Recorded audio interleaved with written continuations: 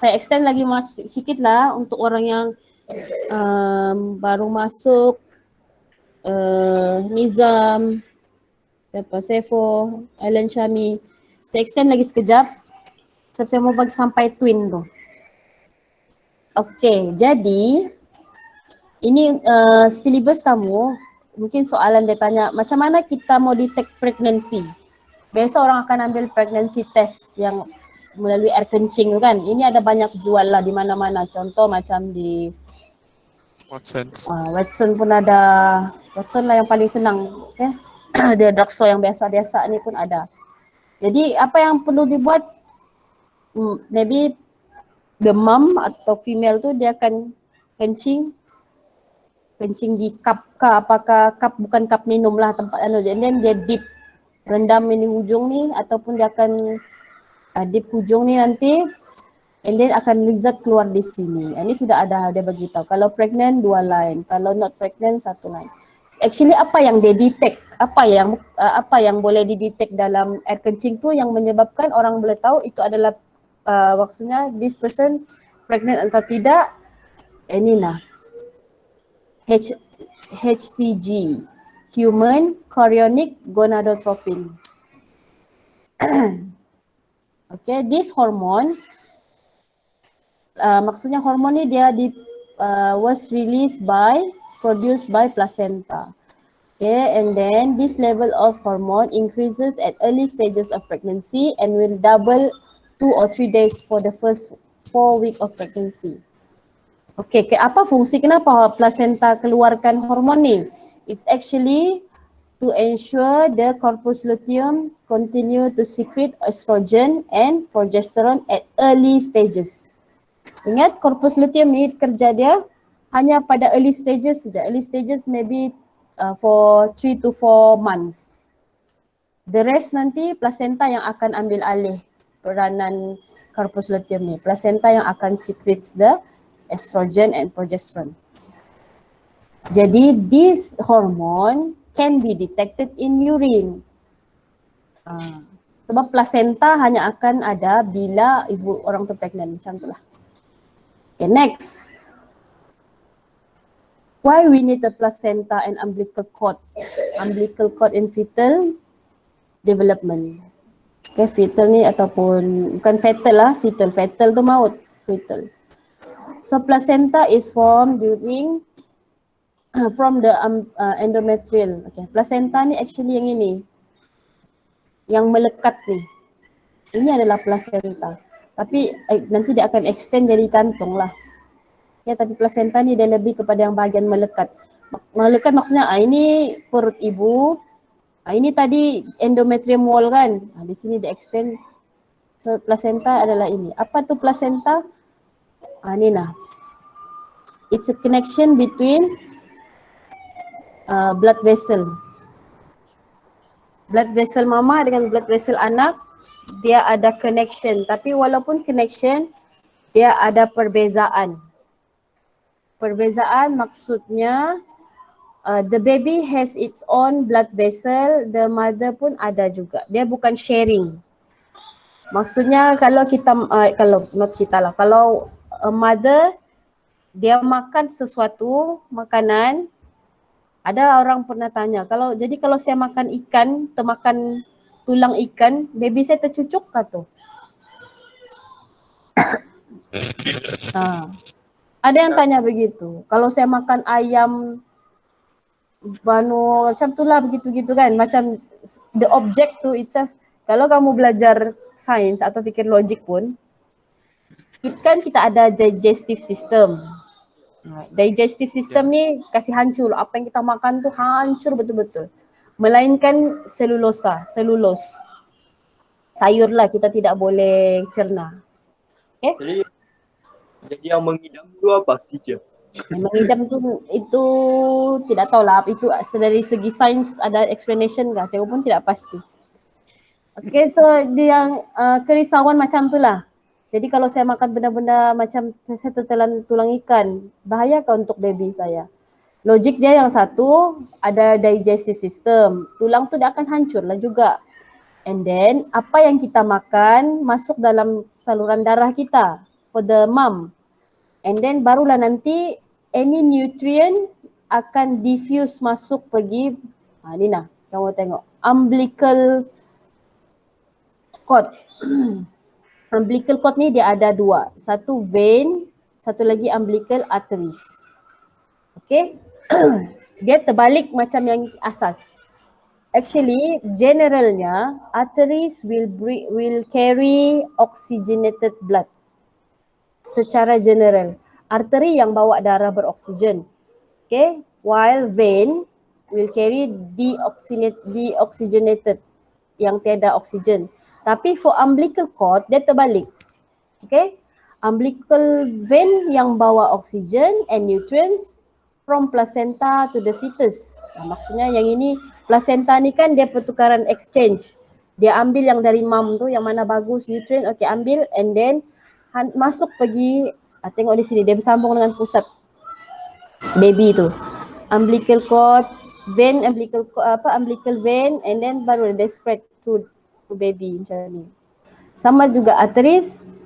Jadi apa yang berlaku di sini, ada oksigen ke apa semua dikeluarkan. Okay. Next. Saya extend lagi sikit mana.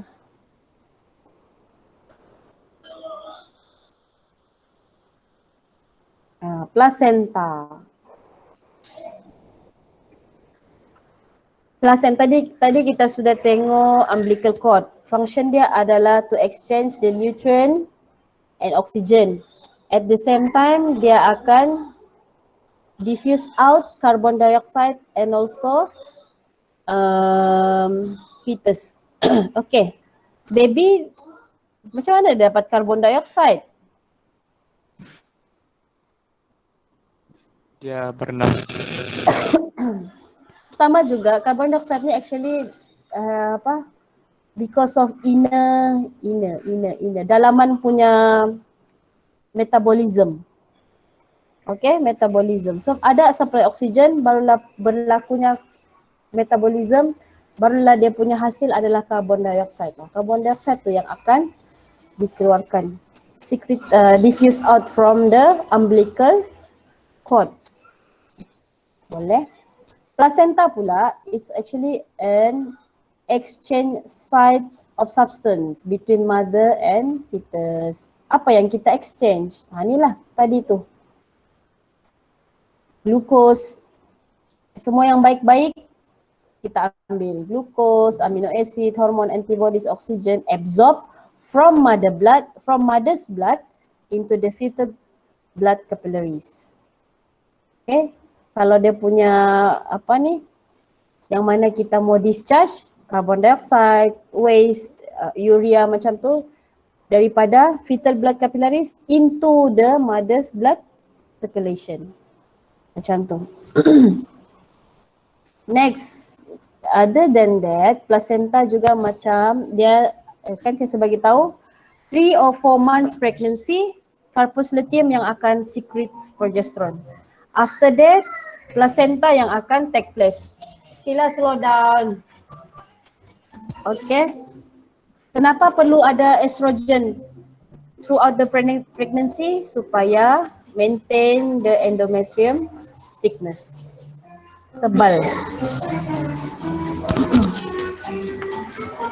Sila, slow down Shi. Shi, slow down. Saya pasang kartun sudah. Okay, next. Okay, kenapa pentingnya berasing? Kenapa perlunya ada kantung? And then why we need separation between mother's blood dengan fetus blood? Okay, first to protect the fetus from dangerous chemical substance. Okay, jadi maksudnya ada certain tu yang bagus-bagus saja yang akan diserap, absorbed by the fetus. Okay, and then second yang penting, it's to prevent the thin fetal blood vessel from burst. Sebab kita, kalau mama ni orang dewasa, adult kan, the blood pressure lagi tinggi. Blood pressure lagi tinggi. Sekejap apa?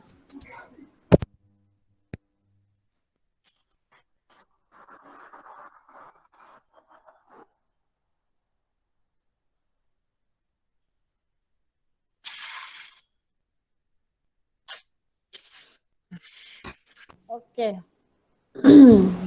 Jadi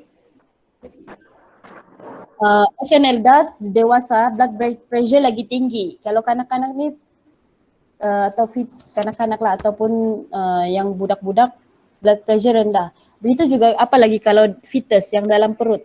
Dia punya blood pressure mesti rendah. Kalau dia bercampur, blood circulatory system mama dengan anak ni bercampur, nanti tekanan blood pressure mama tu termasuk pada the fetus blood circulatory system, nanti dia akan efek yang ini. Dia macam mana? Dia akan efek yang ini dari prevent the thin fetal blood vessel from bursting. Okay, yang terakhir sekali prevent agglutination. Agglutination ni inilah blood clot, menggumpal. Sebab kalau darah berlainan jenis dia akan menggumpal. Kan sebab anak ni dia adalah combination DNA dari bapa dengan anak. Mana tahu mama dia darah A tapi anak tu dia dapat darah B. Dia dapat darah B. Jadi tidak boleh campur. Okay, kalau bercampur nanti dia akan berlaku blood clotting. Darah beku. Boleh? Boleh. Okey, yang lain masih bertahan? Masih Dija. Masih. Okey, yang terakhir akan tetapi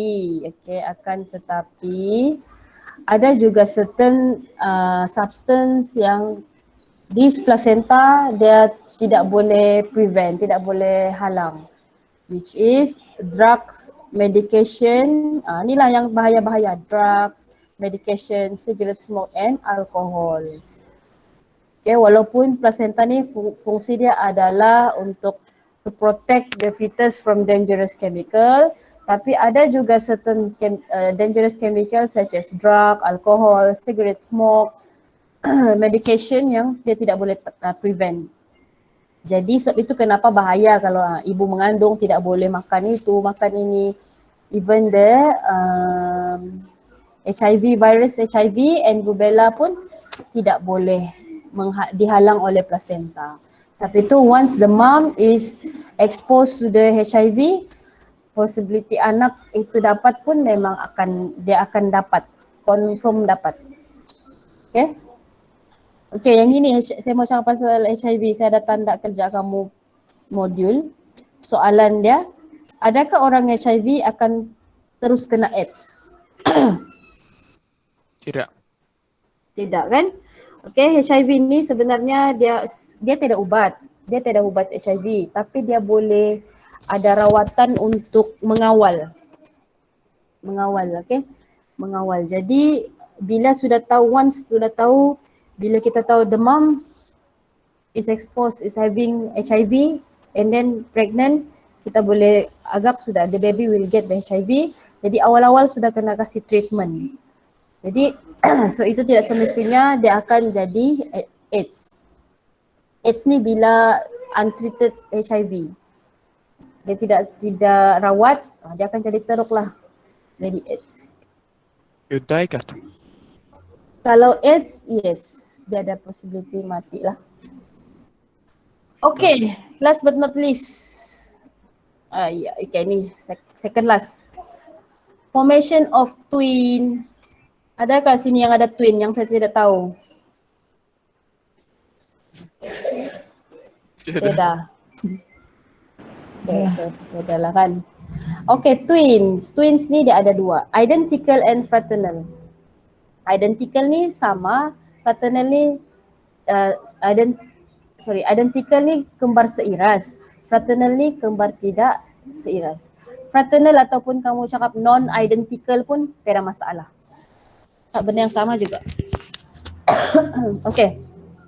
So for identical, kenapa dia identical? Because it's from one sperm, one ovum.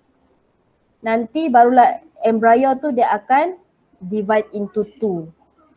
Divide into two. Lepas tu apa? Sebab itu kenapa sama? Because it shares the same genetic. Genetik yang betul-betul sama. Sebab dari satu ovum dan satu sperma. And then the placenta shared by two fetus. Placenta ni sebenarnya yang ini ya, lebih jangan kamu fokus placenta atau yang ini. Actually placenta tu starting dia yang ini, and then barulah ada kantung macam ni. Okay, and then walaupun dia share placenta, tapi dia ada umbilical cord masing-masing. Boleh? Boleh. Okay. While for fraternal twins ataupun non-identical twins,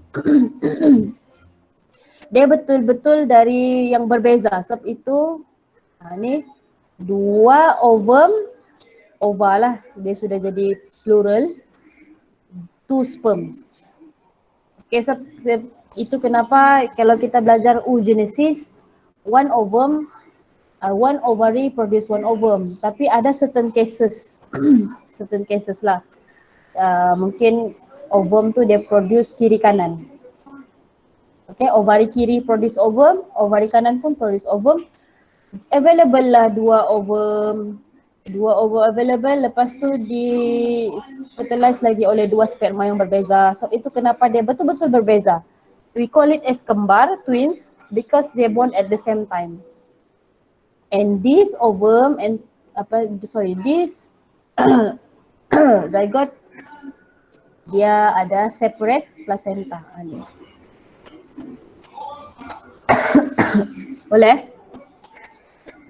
Boleh. Okay. Ini sudah kita bincang tadi. Identical, one ovum, one sperm, and then one zygote. Masa embryo baru dia divide. Kalau fraternal pula, two zygote, two ovum. And produce two zygote. Two sperm, two ovum, produce two zygote. Dan masa embryo does not divide into two. And then for identical, one placenta is shared. Kalau fraternal dia ada has its own placenta. Okay,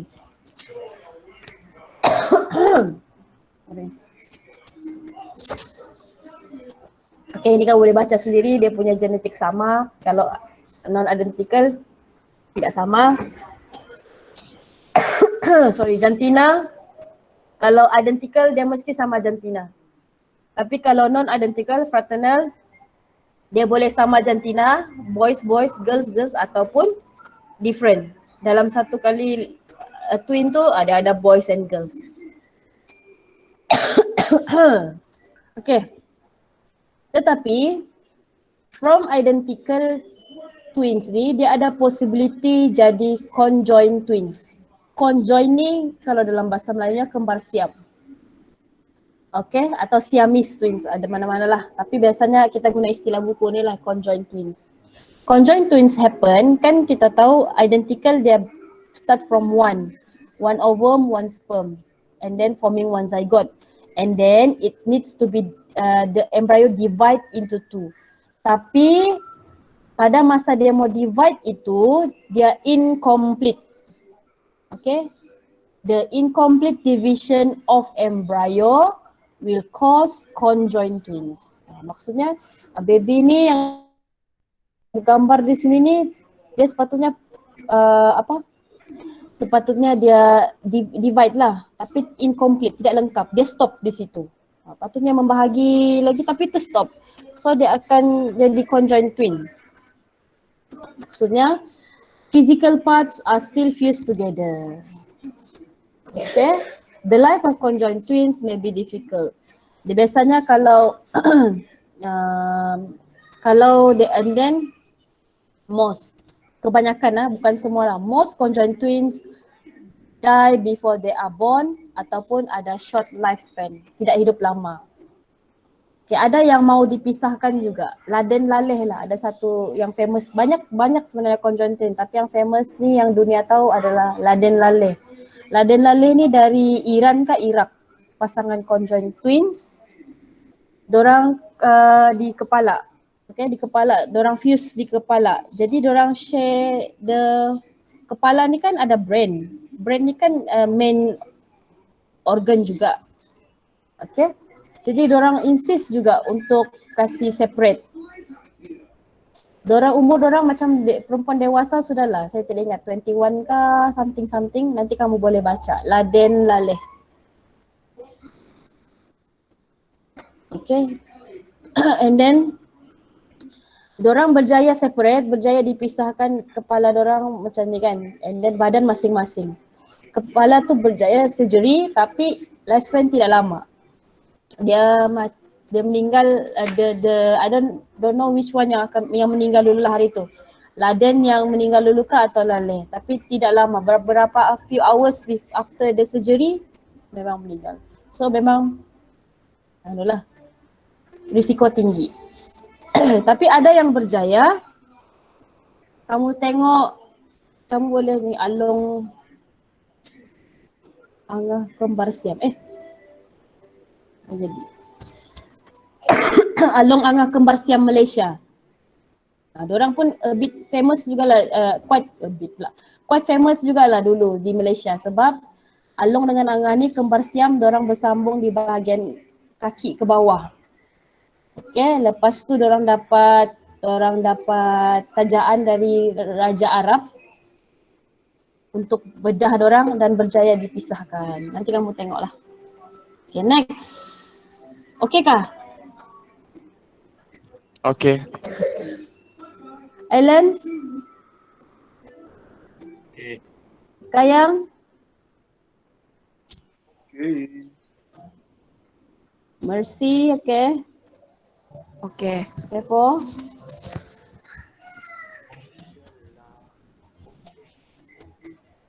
Okay, Kak Sefo. Baru mau tanya si Nizam ni sudah ada keluar. Okay. Jadi last untuk hari ini. 15.6 health issues related to the human reproductive system. Importancy. Apa itu importancy? Kepentingan kah? Itu important. Tak subur. Kemandulan. Okay. Mandul. Tidak boleh mandul, tidak subur. Maksudnya ada problem dari segi produce the sperm atau oogenesis atau spermatogenesis, orang punya proses tu ada masalah. Okay, impotency occurs when husband and wife are unable to conceive, tidak boleh mengandung. Kenapa? Dari segi kita tengok dari perspektif male and female. Kalau dari segi male, ini nih hormone imbalance. Maksudnya secara normal hormon yang responsible for reproductive system in male is testosterone. Tapi testosteron dia mungkin kurang, tidak banyak. Jadi dia akan efek lah. Low quality sperm atau abnormal sperm. Contoh low quality lah, maksudnya dia ada sperm tapi low quality. Siapa tu? Tidak aktif. Tidak aktif. Tapi kalau ada kepala dia, ada ekor dia pendek. Yang normal sepatutnya ekor panjang macam tu. Okay, teacher. Okay. And then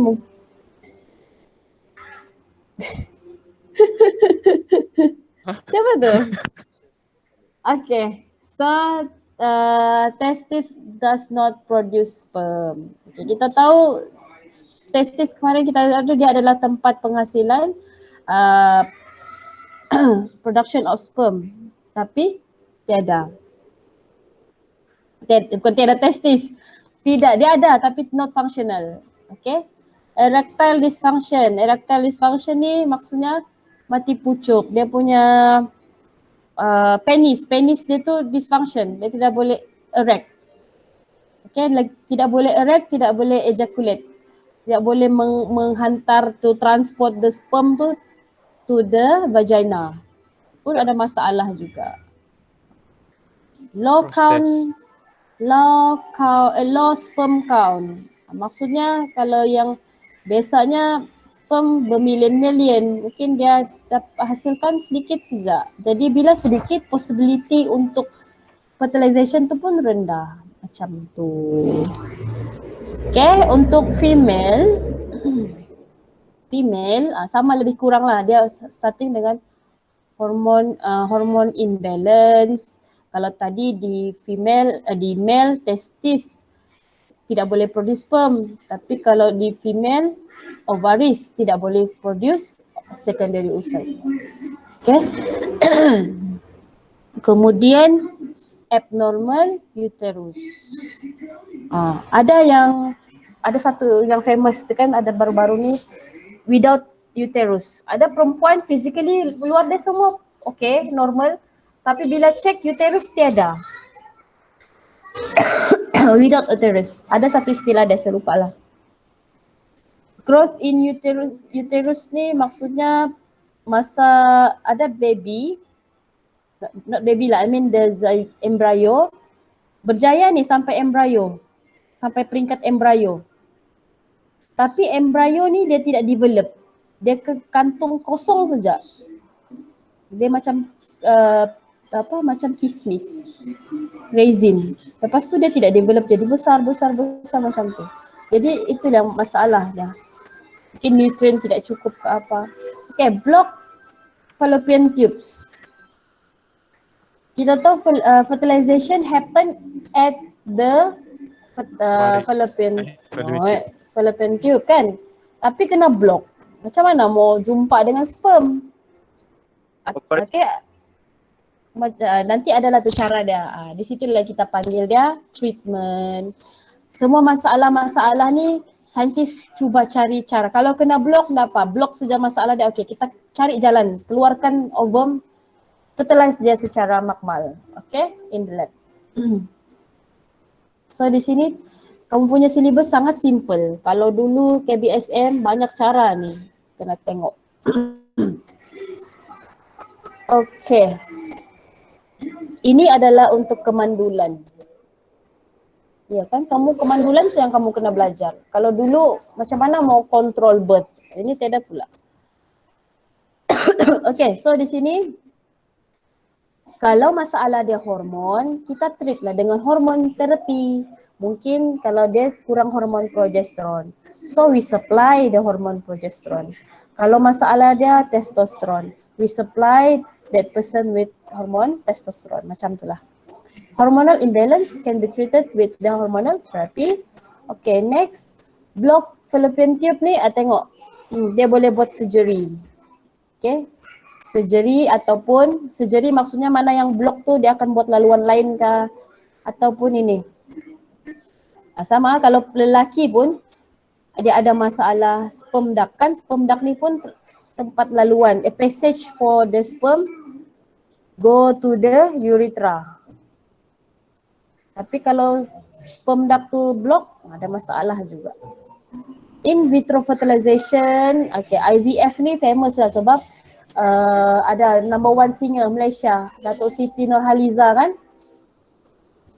Ya. Dia buat IVF. She is 40 kah kalau tidak silap. Dia 40, dia buat IVF ni.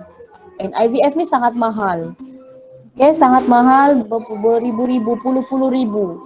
And then dia tidak orang bilang jaminan yang dia akan sukses. Dia boleh dia tidaklah 90% akan berjaya.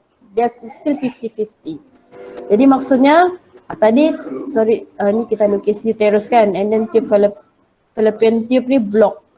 Jadi maksudnya ovum dia tu ada, cuma dia block saja. Jadi what the doctor will do, dia akan take out the ovum, fertilize secara makmal, and then masukkan pergi rahim ibu. Macam tu. Okay. Tapi ada orang yang pasti block kan? Itu purposely, itu yang panggil control birth. Yang ini tiada anak tapi cara mau dapat anak. Ada juga situasi tapi it's not in your syllabus anymore. I mean for form 5 syllabus. Tiada pula cara macam mana mau kontrol. Ada yang tidak mau, means they want to control the birth lah. Tidaklah setiap tahun melahirkan kan. Ada yang purposely ligation. Ligation ni dia cut ataupun dia ikat Okay, dia tie. Ikat tu tube fallopian supaya tiada berlaku fertilization. Macam tu. Boleh? Ini tambahannya lah. Boleh. Okay. So, 10:30. Sorry. Ada satu lagi subtopik akhir which is about the growth. Growth ni saya rasa saya akan membuat video sajalah dan akan share in YouTube ataupun share link dengan kamu. So far so good. So far. Okay. Memang nampak pening-pening sikit tapi nanti kalau kamu itulah again memang saya tidak expect kamu akan dapat 100% tapi kalau kamu dapat 100% lagi baguslah. Cuma as long as you get the idea and then get familiar with the name, nama-nama hormon and all that. Okay? So thank you very much for your time. It's actually 2 jam oh. Saya mau tanya-tanya lagi tapi rasanya dapatlah nanti saya bagi kamu apa. Kalau kamu ada soalan boleh tanya. Sudah hantarkah modul yang yesterday's homework? Sudah. Okay. Saya nampak konsisten, Mercy, Kayang ada kadang-kadang tiada, Nizam quite konsisten juga, Sefo pun ada hantar, siapa lagi? Ming memang konsisten lah, siap kasih remind teacher lagi buat assignment. Okay, buat create to assignment. Lepas tu yang lain, si Jared, siapa lagi? Aisyah. Ini nih yang saya risau nih. Saya risau, saya tidak mau pressure. Kalau kamu tidak dapat buat disebabkan tiada line, saya tidak mau pressure. Tapi kalau boleh, jangan betul-betul terus lupakan bio ah. Sebab kamu mau SPM nih, dorang yang SPM 2020 itu sudah stres tahun lepas. Nah, sekarang kamu lagi punya giliran. Bukan giliran mau stres, I mean for you to focus. Sudah lama PDPR di rumah, harap-harap kamu boleh fokus, nanti kita balik jumpa on April. Okay, dia 2 weeks lagi kan sebelum kita buka sekolah. So saya kita nanti yang chapter subtopic 15.7 tu yang betul-betul ending of this form 5 punya form 4 punya syllabus ni saya akan share saja dalam group. Jadi dengan ucapan saya lah buat ucapan. Kita sudah habis chapter syllabus untuk form 4. Sebenarnya kita betul-betul behind the schedule. Jadi next week saya terus masuk dengan form 5. Semua dapat buku teks sudah kan? Ada. Dapat. Okay, so kamu boleh tengok buku teks lah. Dan saya boleh arahkan kamu atau minta kamu tengok, baca dulu sebelum. So form 5 it's actually 90% about plants. Jangan benci plants ha. Ada yang tak suka belajar plants, tapi it's interesting actually. Okay, that's all for today. Thank you very much for your time. Jaga komeng, cikgu umpan kau dengan cactus nanti. Okay, thank you very much. Semua 2 jam. Hopefully it's meaningful 2 hours class. Kamu ada at least 60% lah, 60 to 70% lah kamu dapat harinya. Yang lambat masuk, cikgu ada record. Nanti cikgu cuba cari cara untuk kasih share dalam group. Okay, thank you very much. Bye. Bye. Thank you, teacher. Okay. Thank you, teacher. Alright.